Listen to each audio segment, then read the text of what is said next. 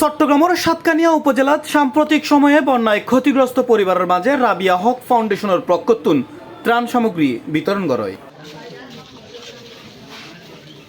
17 জুলাই সকালবেলায় প্রথম ধাপে কাজিরকিল নুরানি মাদ্রাসা মাঠ প্রাঙ্গণত সদাহ ইউনিয়নের 4, 5 ও 6 নম্বর ওয়ার্ড ও সাতকানিয়া পৌরসভার 8 নম্বর ওয়ার্ডের 500 বন্যায় ক্ষতিগ্রস্ত পরিবারের মাঝে এসব ত্রাণ সামগ্রী বিতরণ করা হয়। এ সময় উপস্থিত আছেন রাবিয়া হক ফাউন্ডেশন ও RH গ্রুপের চেয়ারম্যান আব্দুল মোমিন রিমন, RH গ্রুপের পরিচালক মোহাম্মদ আলমগীর, হাজী নুরুল ইসলাম সওদাগর, ইউপি সদস্য নজরুল ইসলাম, কাজিরকিল জামে মসজিদুল খতিব মাওলা শহীদ হোসেন, মাহবুব সদর, নুরুস্তফা ও নুরুল আমিন সহ আরও বহুত কেউ।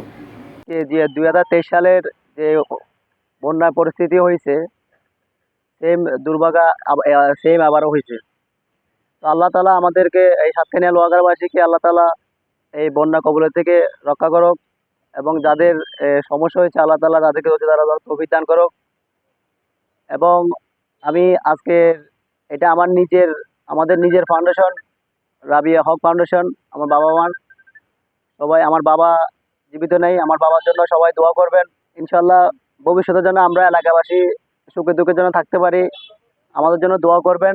এই সময় ত্রাণ সামগ্রী পণ্যে পরিবারের সদস্য আয়োজকের প্রতি কৃতজ্ঞতা প্রকাশ করে জনাব আব্দুল মোমেন রেহমান সাহেবের পারিবারিক প্রতিষ্ঠান, ওনার মরহম মৃত বাবা এবং জীবিত মায়ের নামে প্রতিষ্ঠিত রাবিয়া হক ফাউন্ডেশনের পক্ষ থেকে আমরা বন্যা দুর্গতদের জন্য সাতকানিয়া লোহাগাড়ার যেখানে বন্যা হয়েছে তার জন্য আমরা এই ত্রাণের ব্যবস্থা করেছি বা উপহারের। তার মধ্যে তারপরও আমরা এলাকাবাসীর কয়েকজনের কারণে কর্মসংস্থান বিভিন্ন বোর্ডে থাকার কারণে এলাকার আশেপাশের মানুষদেরকে আমরা সীমিত পরিসরে যাহা ব্যবস্থা করেছি। ইয়ার মধ্যে বন্যা দুর্গত মানুষগুলাই সবসময় ত্রাণ দেয়, এলাকাতেও দেয় এবং বাইরেও দেয়, এবং ঈদের মধ্যেও দেয়, কুরবানের ঈদ, রমজানের ঈদ, এই সময়ের মধ্যেও দেয়।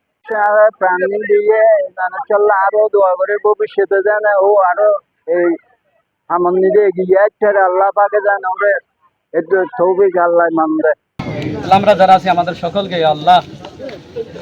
আল্লাহ মানবতার সেবায় নিজেকে C+ TV চট্টগ্রাম।